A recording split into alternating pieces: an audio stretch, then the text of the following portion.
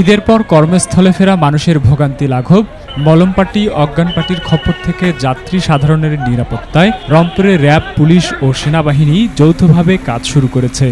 শনিবার বিকেলে নগরীর মডার্ন মোড় এলাকায় র্যাব ১৩-র উপসহকারী পরিচালক মোহাম্মদ রফিকুল ইসলামের নেতৃত্বে র্যাবের একটি দল ঢাকাসহ কর্মস্থলগামী বাস ও মাইক্রোবাস যাত্রীদের সাথে কথা বলেন।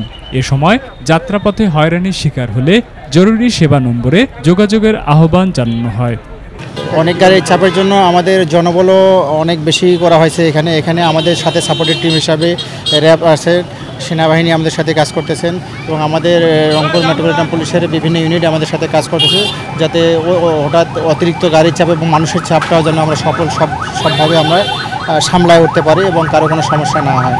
অতিরিক্ত ভাড়া সম্পর্কে এখন পর্যন্ত আমাদের কোনো যাত্রী কোনো রকম কমপ্লেন করে নাই। যদি আমরা সেই বিষয়ে কোনো যাত্রী যদি কমপ্লেন দেয় তাহলে আমরা সার্বক্ষণিক আইনগত ব্যবস্থা নিয়ে তাদের বিরুদ্ধে ব্যবস্থা নিয়ে থাকবো।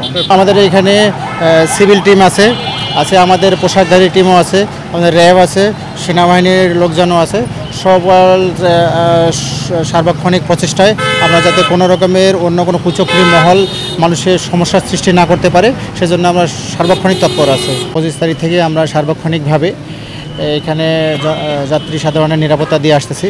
যাত্রী সাধারণের যাতে কোনো ভোগান্তি না হয় সেই লক্ষ্যে আমরা যাতে কোনো মলমপাটি, যানজট অথবা অজ্ঞানপাটি খপ্পরে না পড়ে সেই জন্য আমরা সার্বক্ষণিকভাবে নিরাপত্তা দিয়ে আসতেছি।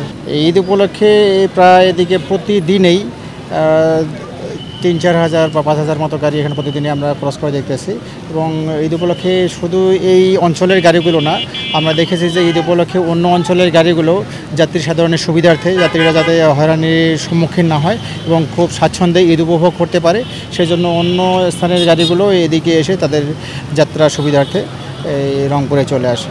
র্যাবের পাশাপাশি মেট্রোপলিটন পুলিশের ট্রাফিক বিভাগ ও সেনাবাহিনী যাত্রী সেবায় কাজ করে যাচ্ছেন। নিউজ ডোর ডেস্ক রিপোর্ট।